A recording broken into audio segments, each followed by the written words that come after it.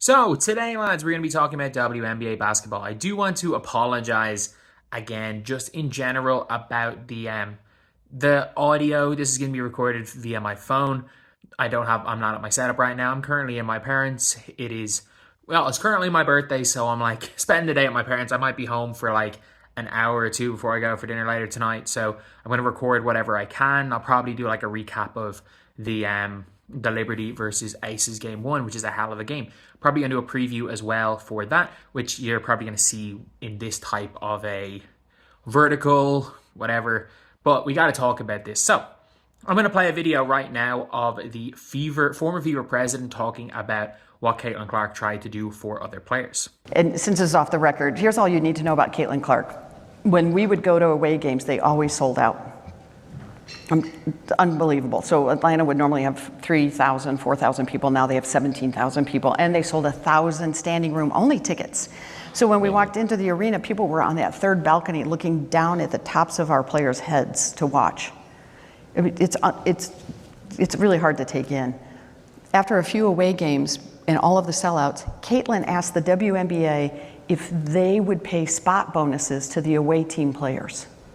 She said, wow, we're making all this new revenue, and I would like the away team to benefit from that. Could they get a spot bonus? So that's the heart of Caitlin Clark. I mean, that's a classy, amazing person. So, but it's absolutely.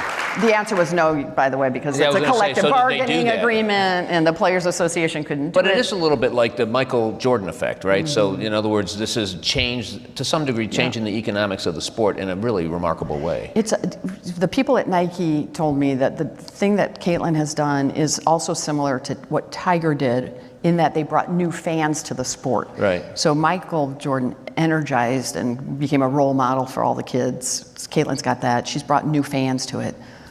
But she's even more than that, in that she's 22. So she came right out of college and hit, very successful. Our start to our season was tough. I got emails all the time from people. You should fire your coach. You should fire your GM. You should, because we were on the road playing the best teams. It was really hard. And then one day I got an email from a fan that said, "You should be fired." Who's going to do that? No, I printed it. I'm like, oh my God, they think I'm relevant. Like, this is awesome. So, yeah, we are looking at that here, and you can very clearly see that it's like she's trying to get other players paid. She's trying to get other players paid. She's trying to grow the league. And if we can be just completely objective right here with everything, Caitlin Clark is literally everything that everyone has asked for from a face of a league. Like, she is everything that people have asked for. The problem is that she is where she is from. What she looks like is not what the people in the league were hoping for. And we can be completely honest on that. Because if you want to take the actions of Caitlin Clark, let's just put them all as on a list, squeaky clean reputation as far as off the court. On the court, look, as far as some of the trash talk stuff, I don't understand, again, why some trash talk against her is seen as a bad thing, because she's as bad as anyone for that. I do think she gets horrible calls from the refs, but players do go out harder against her. I don't think they necessarily target her, but I do think that they will play harder, and a lot of time when you go harder and try to be physical with somebody, there are times, especially, it can cross a line. I don't think they're going out, other than Kennedy Carter, who just gave her a cheap shot. I don't think players are going out to hurt her. I think they are going out to be physical with her, and sometimes it does cross that line into that happening. But at the same time, we have seen Caitlin Clark get Jordan Canada in the head as well. So it's not like she's completely innocent in that either. But as far as when it comes to on the court, she makes basketball plays.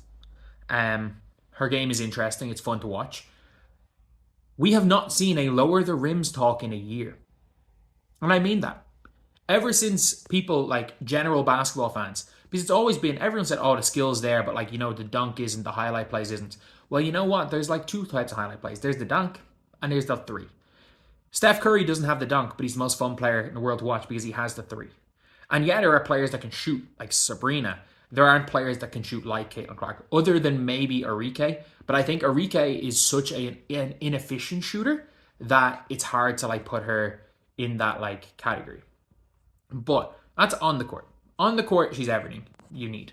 Off the court, she answers perfectly every single question. Whether people are being like, oh, that's like a PR answer. Like, she's not Anthony Edwards. She's not making fun of past players.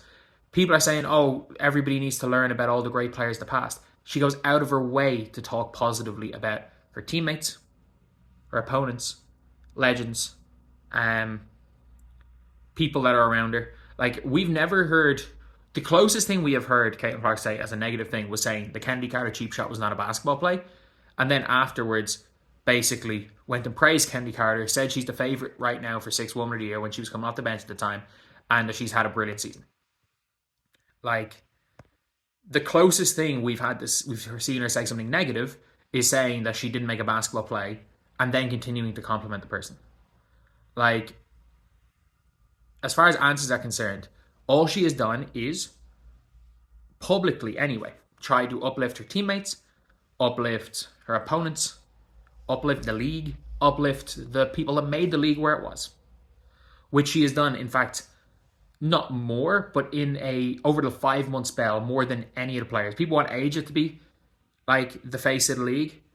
Aja doesn't really do any of that.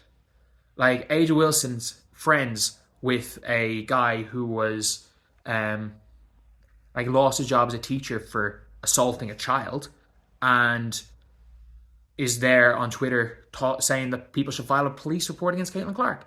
And now you're after hearing, obviously, she's out there trying to get players paid extra, but their CBA won't allow it. The people that screw over the WNBA the most are the WNBA, are the people in the Players Association, because they screwed themselves to that CBA. Like, the fact that the Liberty Joe Tsai nearly was forced to sell his team because he had a private jet, and he said to his team, you can, I don't want you guys flying commercial, you can fly in my jet. Because he owned a jet. Basically, he owned a jet, and he had wanted to allow his team to fly in his jet. He nearly had to sell his team, because that was like a perk that other teams don't have. The league is being ran by the cheap owners. Every decision is being made by the cheap owners. And that's why you're seeing the Sky, that's why you're seeing people wanting to go to Mercury, wanting to go to the Aces, wanting to go to the Liberty, wanting to go to the Storm. And it's why the Sparks, the Sky, and the Connecticut Sun will struggle to get free agents. As good as the Sun have been, it's not like they're attracting free agents. They lost John Quell. There are 6 or 7 organizations around really well, and then 6 or 7 that are around really badly. But Caitlin Clark was basically trying to push for away players, not saying trying to get her bonuses, trying to get her team bonuses, because they were selling out crowds. Being like, well, away teams are having to move arenas for games, and they're filling everything, and they're filling the arenas. Why aren't they making extra money? It's like, when we come to town, we generate, I don't know, let's just say $50 a seat on average. They get 12,000 extra people. Also, that's it's nearly $750,000. There's nearly $750,000 extra just from gate revenue these teams are generating. And that's that's literally from gate revenue of one Fever game, extra on top of normal revenue with the new stadium. They are literally generating half the year's salary for the team. More than one max contract player. These players should be getting bonuses. The reality is the CBA screws them. The CBA actually, and I'll say this, the CBA punishes good owners, teams with fans. It punishes good owners, teams with good fans, teams with good sponsors. That's it. It punishes teams that are ran well. The CBA and the WNBA. It punishes teams that are allowed that are ran well, and it allows cheap owners to penny pinch. That's realistically what the CBA is, because there are teams that are making profits, and even teams that are making losses. These are billionaire owners. They don't give a damn about the losses. This is a hobby for them. Like Premier League football, all the teams in the Premier League lose money, and it's one of the biggest sports leagues in the world. In the NBA, half the teams in the NBA lose money. The Phoenix Suns lost $500 million last year. They don't really care about losing money. The Phoenix Suns last year lost more money than the WNBA lost in 20-something years. And then double that amount of money they lost. And now it's like, people don't even know if the WNBA are making or losing money. They don't post accounts. Like, there's no accounts. No one knows if they're making or losing money. Either way, like, I do think that this is proven with the Caitlin Clark situation. That's like, she very clearly is trying to promote the league. She's trying to promote other players. And every single thing people have asked for the league, or for the face of the league, or they've asked Caitlin Clark to do, she's done. Every single thing people accuse Caitlin Clark of not being, she's done. And it's like, Paige Beckers, obviously she had the SB speech 3 years ago, but it's like, every single thing people are like, Paige does X, Y, and Z, Caitlin Clark, like, to promote the game, to promote all these other things. Like, the idea of Paige, the idea that people want Paige to be, is what Caitlin Clark is. But these people still hate Caitlin Clark. So it's not about her actions. It's not about her on-court play. They just hate Caitlin Clark because she's Caitlin Clark. It is what it is.